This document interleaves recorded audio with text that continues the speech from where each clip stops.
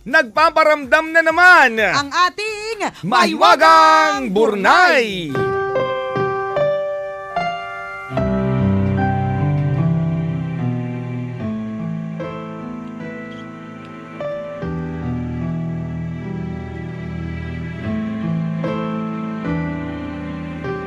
Wait lang po, nagbobomba lang po ng tubig si Nicole sa Poso Negro. Kasi sabi daw po nila, kapag galing daw po sa poso ang tubig na medyo madumi, mas madali daw pong papayat.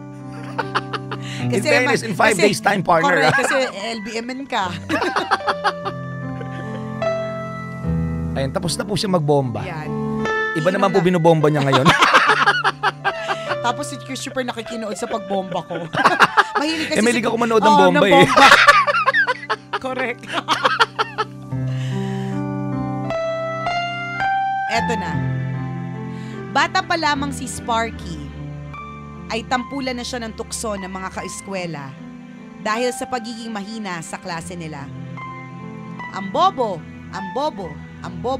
mo. Ganon? Sparky, ito ang bansag sa kanya ng kanyang tiyuhin simula ng bata pa siya. Hango ito sa pangalan ni Sparkplug, isang kabayong laging talunan na tauhan sa isang sikat na comic strip noong 1922. At gaya ng comic character na ito, si Sparky ay talunan din sa mata ng marami. Noong 8th grade ay wala siyang naipasa ni isa man sa mga subjects niya. Kaya ang grado niya, 0. Nang mag-high school, ay pareho din na naging istorya. Ibinagsak niya ang mahalagang aralin gaya ng Latin, English, at algebra.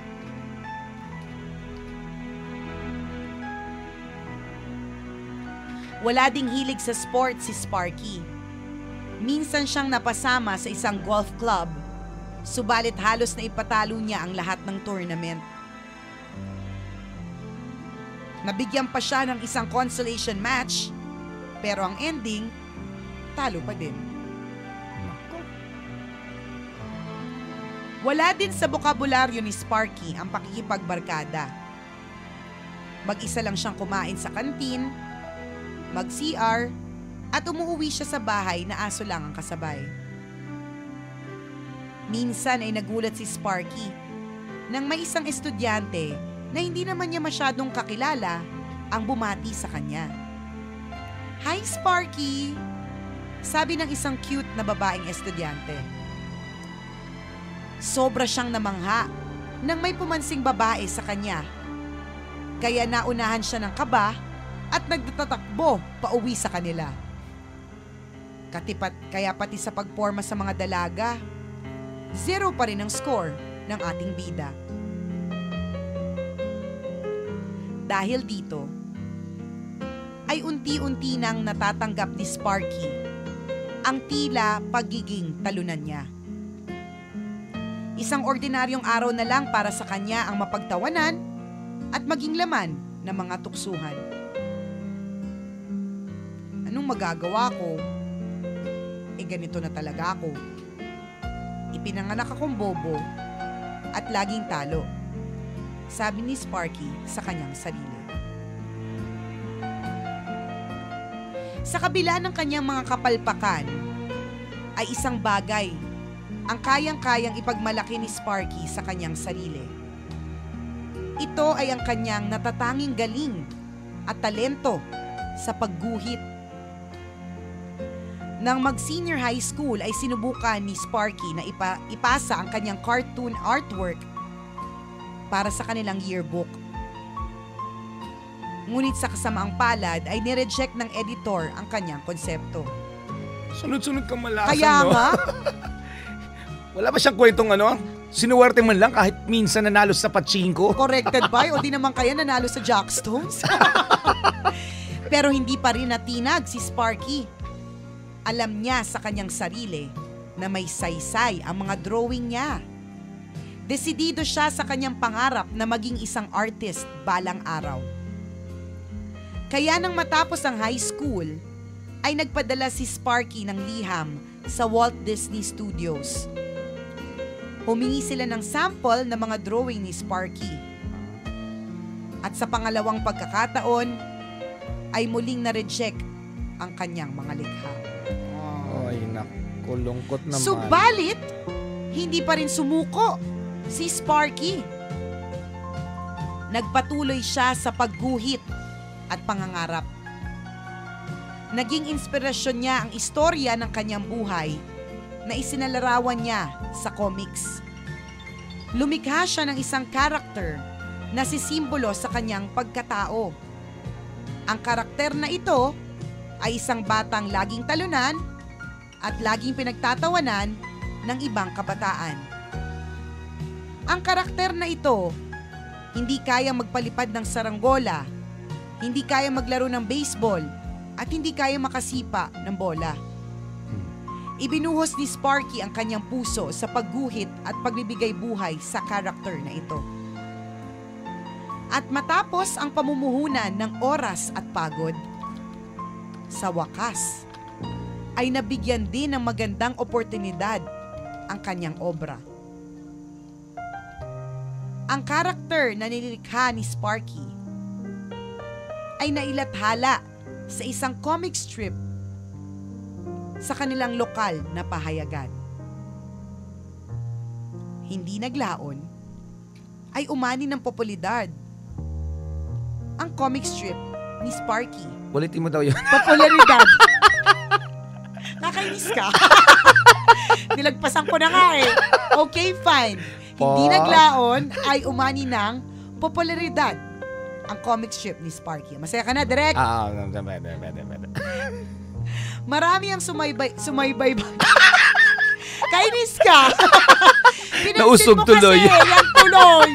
Take 2. Hindi naglaon ay umani ng popularidad ang comic strip ni Sparky.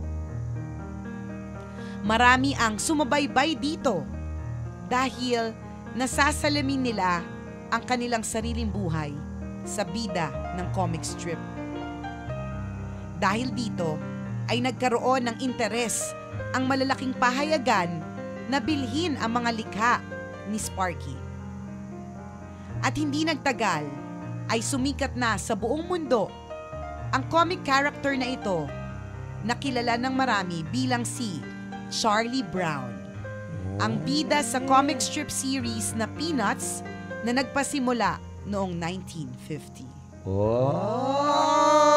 Galing naman. Maraming mga kabataan ang hindi na yata kilala si Charlie Brown. I'm not sure. Medyo luma na siya eh. Ang dami na Kilala nung OJT natin. Kilala? Oo. Kilala nila? Kalbo siya. Oo. Parang yung version niya ngayon si Upin at saka si Ipin. Ganun yung itsura. Si Charlie Brown. Search nyo po mga kabisyo. Kaya lang minsan, baka mamaya pag may na-search kayong Charlie Brown, baka yun yung bida sa ex. Pag nakita nyo po na porn, hindi yan yun. Cartoon po yung sinasabi namin. Oo, kilala yan. Kilala yan si Charlie Brown. At hindi nga nagtagal ay sumikat na sa buong mundo ang comic character na ito. Nakilala lang marami bilang si Charlie Brown, ang bida sa comic strip series na Peanuts na nagpasimula noong 1950. October 2, 1950, nang magsimulang mamayagpag ang Peanuts series sa mga sikat na pahayagan gaya ng Washington Post, The Chicago Tribune, Boston Globe, at iba pa. Nagpatuloy ang sering ito sa mga pahayagan ng halos 50 taon. At magpasa hanggang ngayon ay nakatatak na sa puso at isipan ng marami ang kasikatan ng Peanuts at ng comic character na si Charlie Brown. Nangyari ang lahat ng ito dahil may isang bata na hindi sumuko.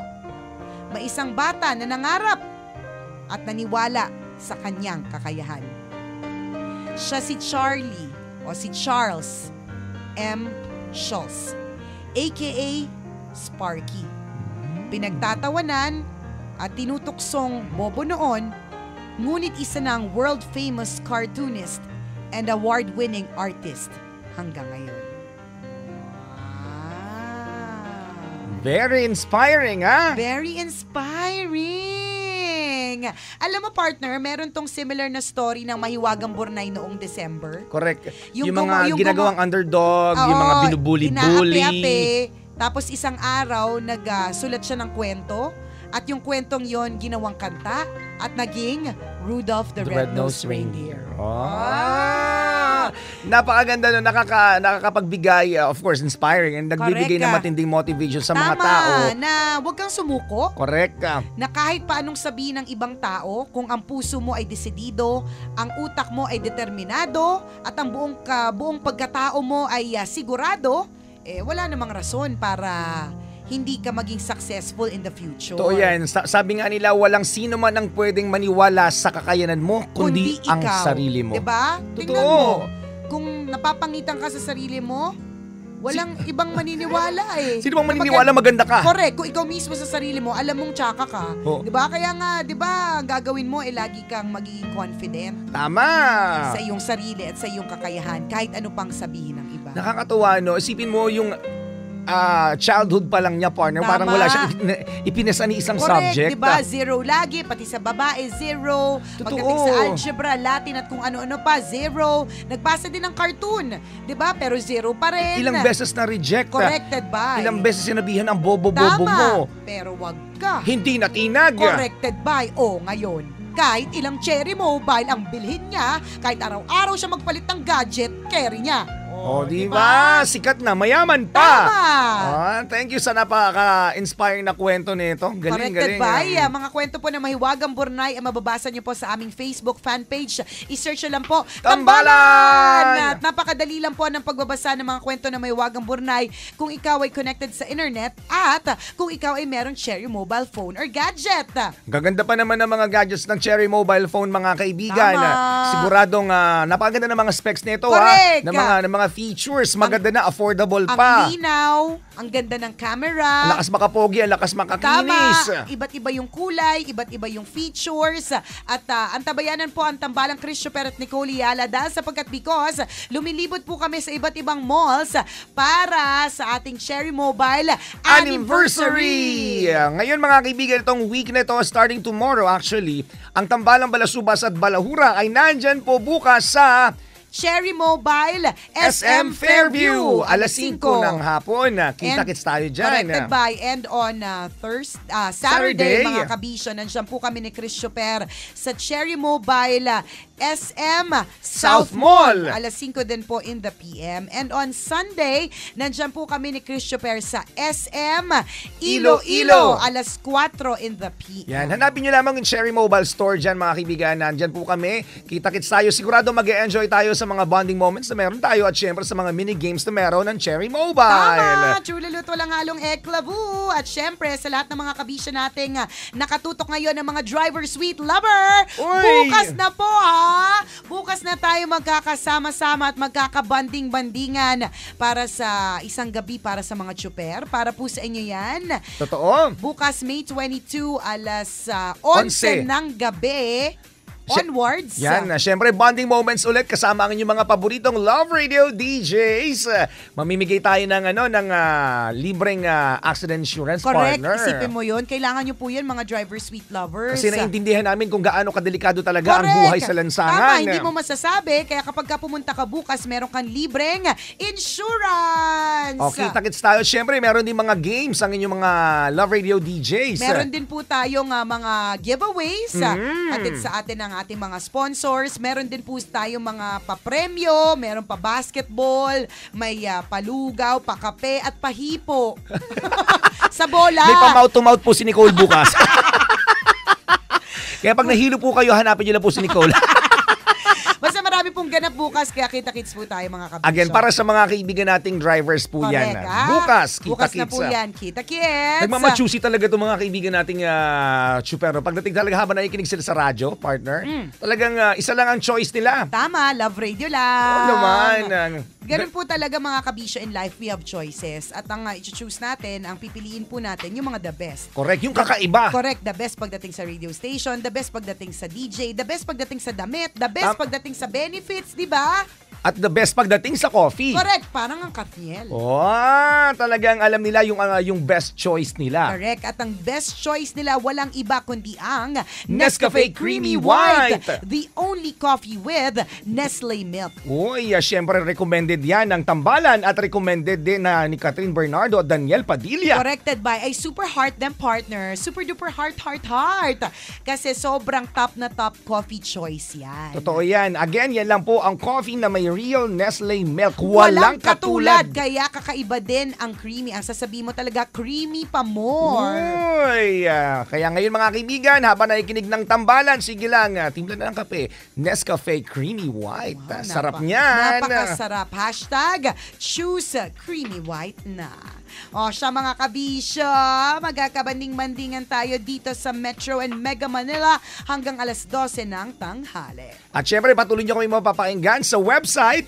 It's www.loveradio.com.ph. Muli, ito ang Tambalan, isang balasubas. At ang isang balahura. Ako po si Nicole Yala. At ako naman, si Cambio King Chris Chuper. At ang aming tanging paalala na dapat ay Memorize nyo na. Sabay-sabay tayo mga kabisyo. Walang matatag na relasyon sa malanding may determinasyon. Yun!